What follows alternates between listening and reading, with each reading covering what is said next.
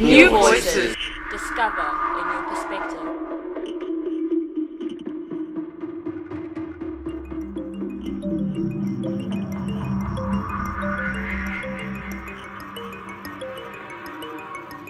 Good afternoon and welcome to New Voices. My name is Asanda Ngoasheng. In our studio today we have Dr. QHAMA COSSIE, who is a lecturer, a private practitioner, as well as working in the public health space. He talks to us about all issues to do with mental health, as well as how he manages to find the time to do his 3 jobs and balance his life. Good afternoon and thank you for joining us on New Voices. So tell us about yourself. Who are you and what do you do? Okay. Well, thanks for having me. I'm QHAMA. My name is QHAMA COSSIE. I do lots of things. I'm a psychiatrist. I'm a husband. I'm a friend. I do lots of things. But I suspect I'm here because I'm a psychiatrist. Yes, that is the reason. Okay. Yeah. So can you tell us about where did you grow up and what did you study? I grew up in the Eastern Cape. Kolele Pisho. We moved to Emonti. Came to study medicine at UCT. And then I did my postgrad studies at UCT as well. So I've been here in Cape Town for a long time now. And what made you think, I want to be a psychiatrist, like not just a GP? I think growing up, I never pictured myself not working with people. So I think I always knew that I'm going to work with people in some way. I think that when I got to med school, I realized that I don't have hands. And the surgical disciplines you need to have your hands. Yes. And then I also realized that actually there's only few disciplines within medicine where you work with people over a long period of time. So, surgeons will see someone for that operation and then they're gone. But in something like psychiatry, you'll work with someone their whole lives potentially. So you get to know them on a different level. So I think that's what drew me to psychiatry. And what is the difference between a psychologist and a psychiatrist? Because I know a lot of people mess it up or get it twisted, as it were. I think the way I always explain is that we work with the same person. It's just that our focus is different. So as psychiatrists, we trained to work with people when they're really, really ill. And our background is medicine. Whereas psychologists, their background is the humanities. And they work with the worried well. So, when you're well but you're worried, that's when you see a psychologist. But when you're unwell, that's when you see a psychiatrist. So an example would be someone who's depressed. If I'm depressed, but I can still go to work, I can still go to class, I can still function, that's where the psychologist would come in.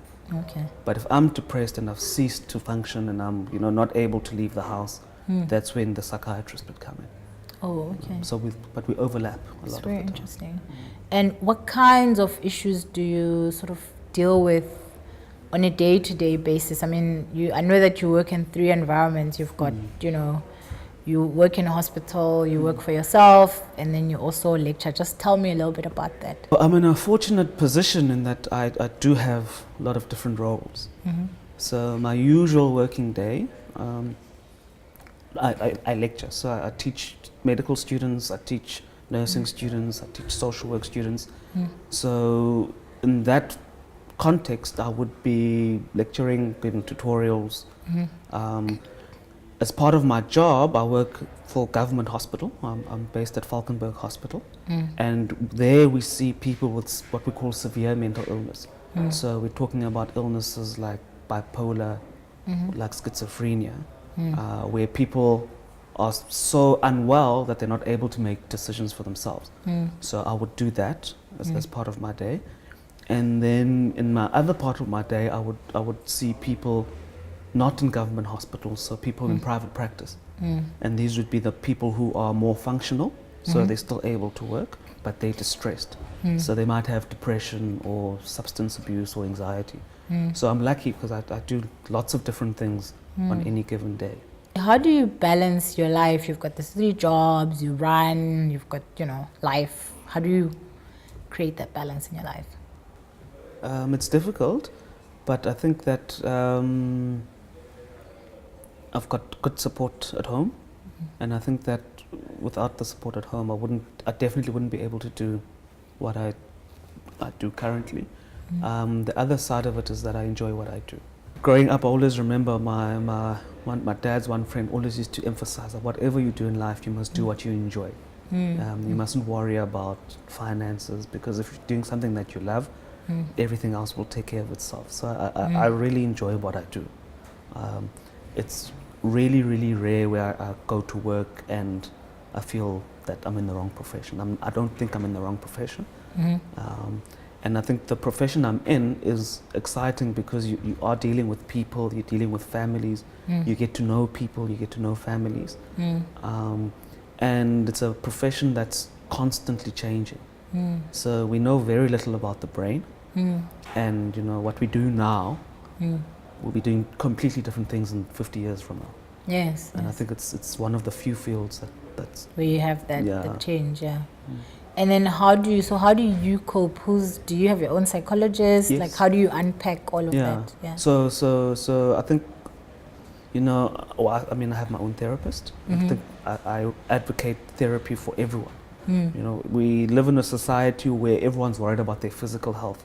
So everyone is running, joining the gym, doing these strange things, but we don't take care of our mental health. And it's your brain that controls the rest of your body.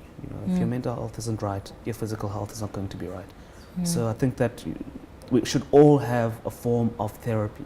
It doesn't have to be with a psychologist. There's different forms of therapy. So if you have a reading group and you're a group of friends that meet and you talk about your life, that's a form of therapy. If you go to church regularly, not once every 6 months, but if you go to church regularly, that's a form of therapy. Yes. So there's different kinds of therapy.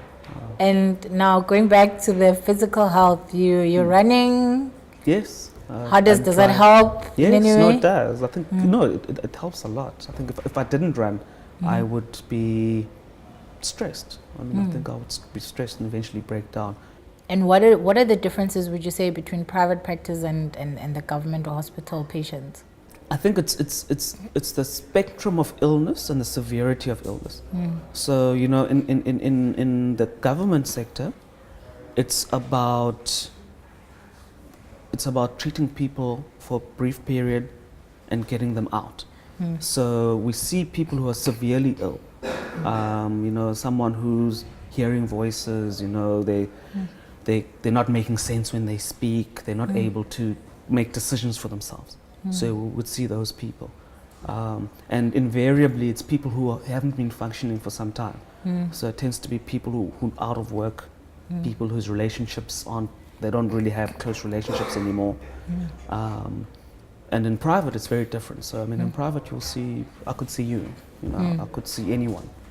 So someone who's still functioning, but needs help. What kind of specific problems are you dealing with, both in the private and in the public sector? In the public sector, we see people who have psychosis. We see people who have a substance misuse as a part of that. And we see people who come from really disadvantaged socioeconomic backgrounds. So, people are unemployed. People have low levels of education, and they really don't have many options. And on top of that, they have a severe mental illness. So we see people who are really, really ill at that point. And how do you think being unemployed and having mental health issues and coming from a socio-economically underprivileged community or society, how does that affect your job and ability to help the people? And I think, how does it affect the people as well as your ability to help them? Because they, in the end, when you're done, they have to go back to the same, sort of situation. That's a very complex question. So it's tricky. So our role is to get them as well as they can be, so that they don't have to be in hospital.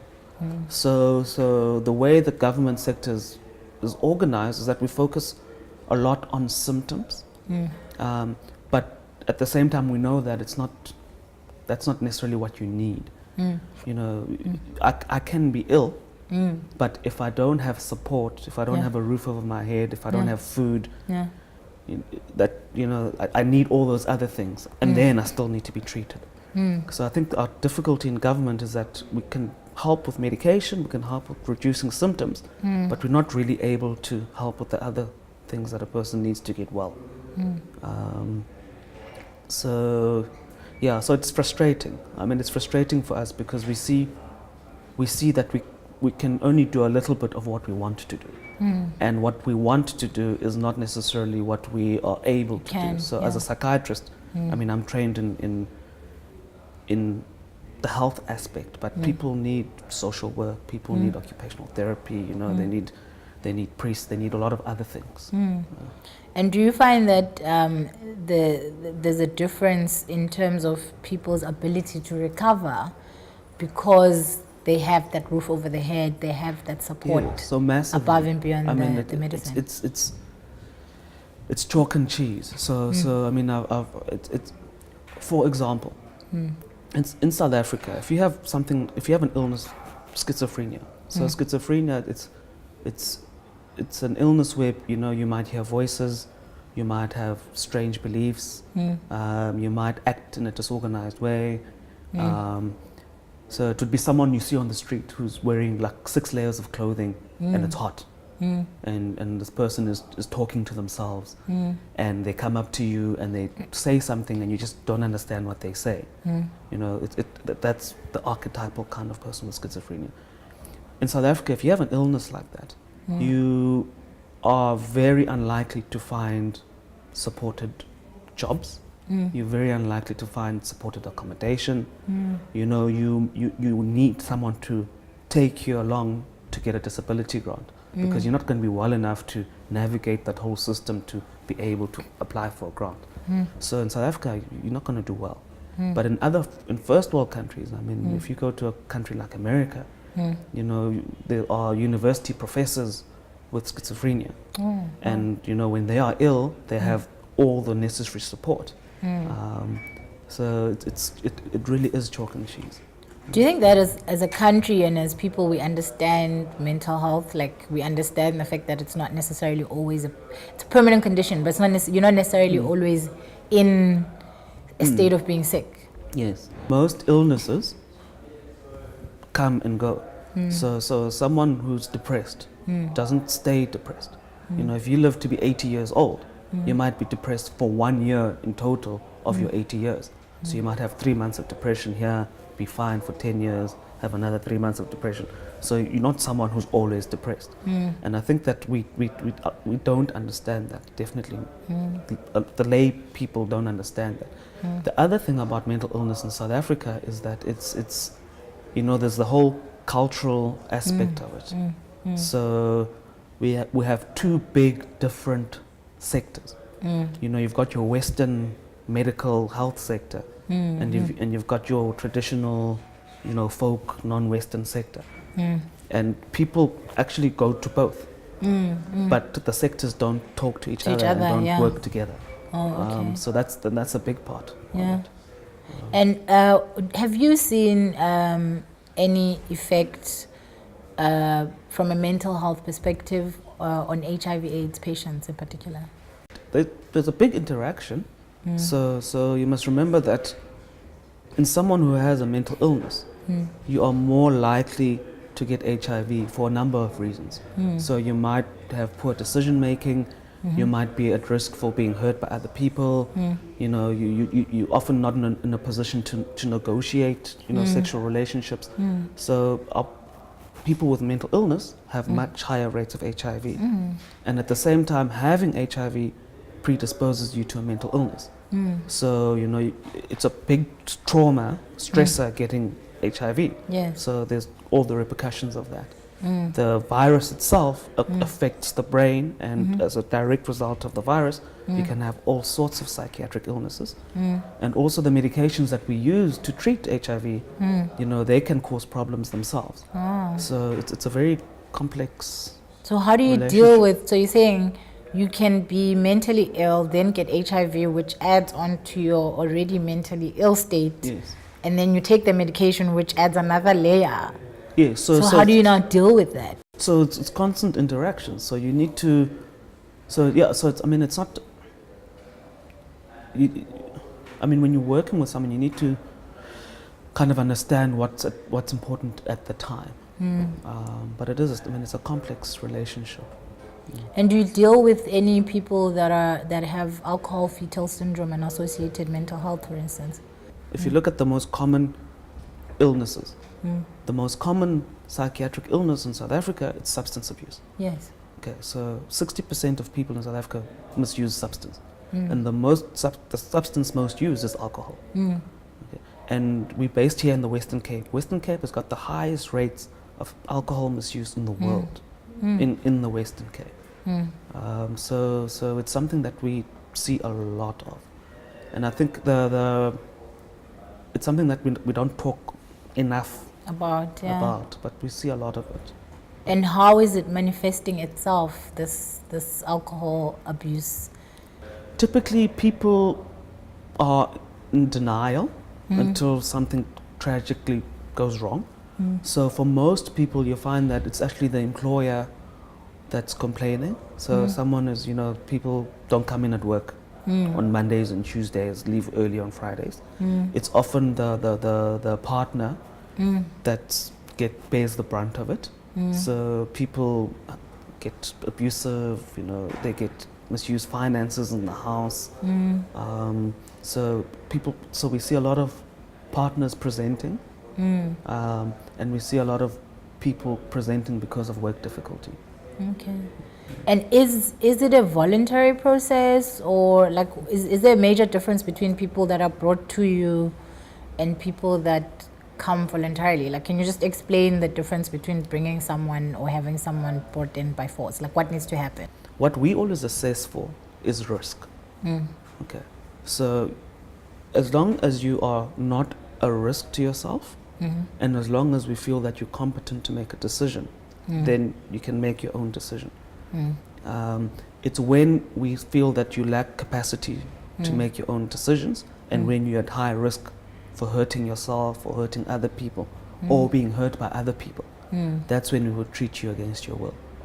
So we're always assessing your competence. So are you able to make decisions for yourself? And we're always assessing whether or not you are a risk to yourself or a risk to other people.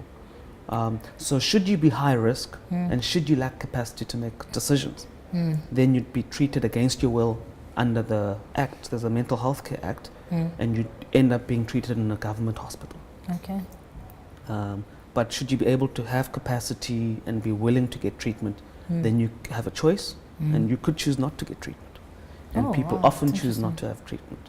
So what are the percentages in terms of are more people volunteering themselves or being forcibly made to, So the answer for that is that it depends. It depends on the nature of the illness.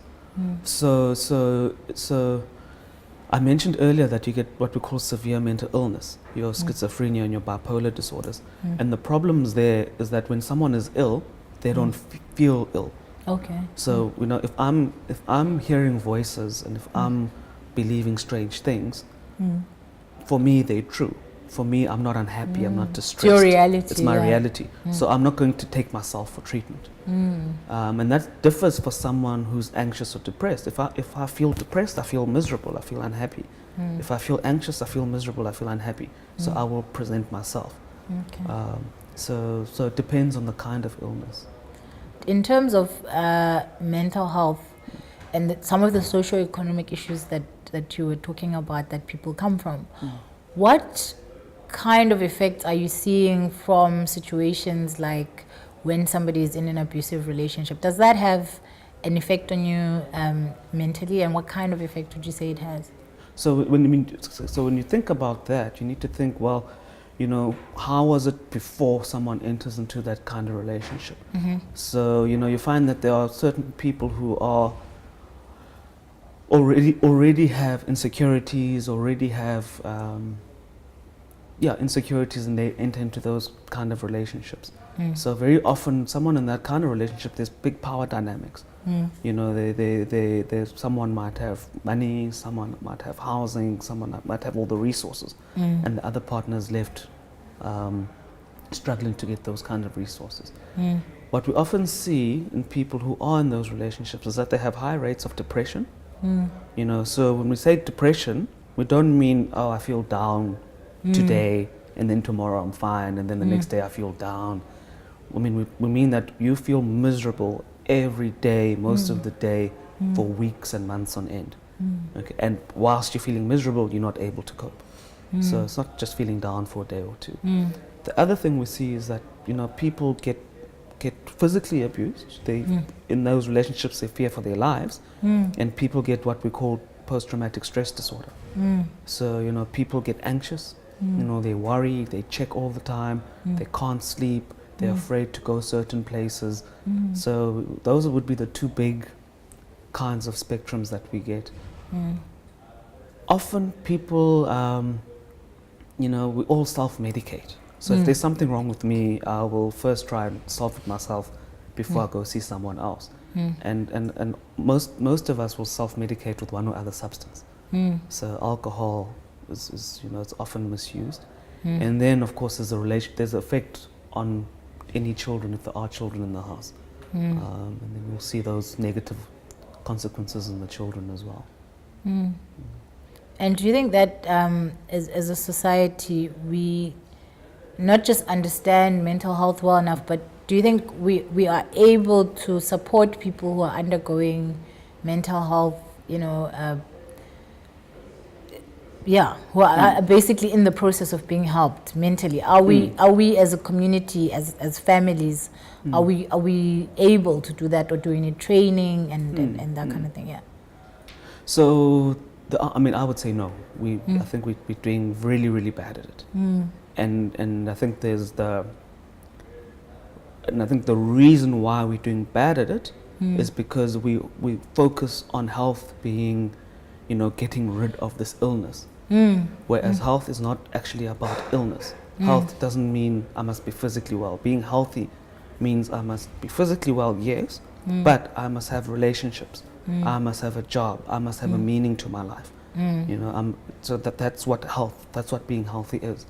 So for as long as we focus on, you know, you take this tablet, the pain's going to go away, that's not going to help. We need to do all those other things as well. And the problem in our context is that, you know, I alluded earlier about this Western and this non-Western split. You know, so as a mental health profession trained in the Western ways, I can tell you that you've got depression. You know, I can tell you that you take this tablet, you will get better. But what I can't tell you is why you got depressed and why you got depressed right now. Whereas if someone goes and sees a non-Western practitioner, they're going to say to you, well, actually, you have a problem, and the reason for this problem is this, this, and this.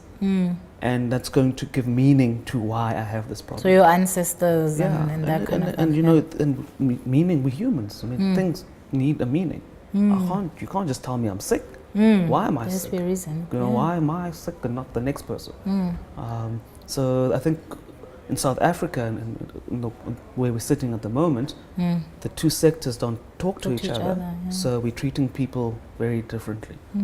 And do you find that, just talking to being in South Africa, do you think that as a profession, the profession is aware of the socio-economic status of our country, and in particular, you know, the status of black people, and in particular, the status of women, and added to that, do you find that the way in which women deal with, or the way in which women are affected by living in the society we live in is different to, say, men? And do you find that the way in which black people in general are affected by our living condition is different? I think that as people, we all have different kinds of stresses in our lives. And in the society that we live in, women have particular kinds of stresses that men are not going to have. So we do live in a patriarchal society, you know, where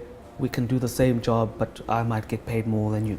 We do live in a patriarchal society where as I can work until 12 o'clock at night, but you need to go home at 4 o'clock to pick up the kids. So yes, women are definitely exposed to different stresses. Also, we're biologically different. You know, we are all human, but biologically, I have different hormones to you. So for something like a mood disorder, something like depression, you're going to find that women, because of the biology, are much more likely to get depressed than a man. Ah, that's interesting. And also the way in which we get ill is different. So, you know, everyone knows that men are useless at talking. Yes. You know, and they're not going to tell you, oh, I feel sad, I feel miserable. But they do feel sad and miserable. And they do get depressed. So a man who's depressed is not going to say he's depressed. He's going to say, I've got a headache. You know, he's going to be miserable and irritable around the house. He's going to start drinking, which might be different to how a woman may present. So I think as we are different. Would you say that, like, our idea and our conceptions of masculinity, for instance, prevent men from allowing themselves to feel and, you know, be in whatever emotion they're in?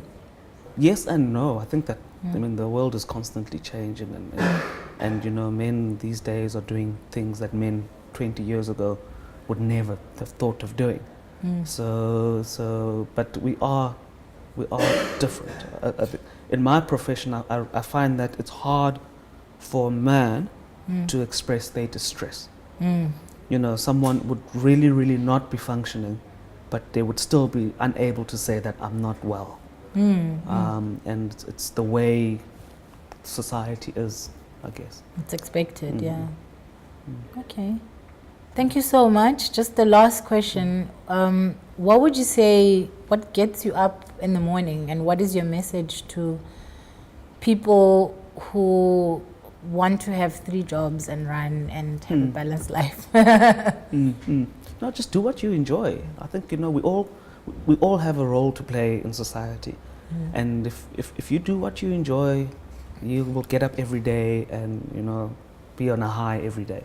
Just make sure whatever you do, don't worry about money. Money, if you do what you enjoy, it will come. You know, go for what you love. Thank you. Thank you so much. Thank you for watching the show. We hope that you learned a lot from today's episode. And if you have any people with mental illnesses in your life, we hope that this has been able to be of aid to them. Thank you.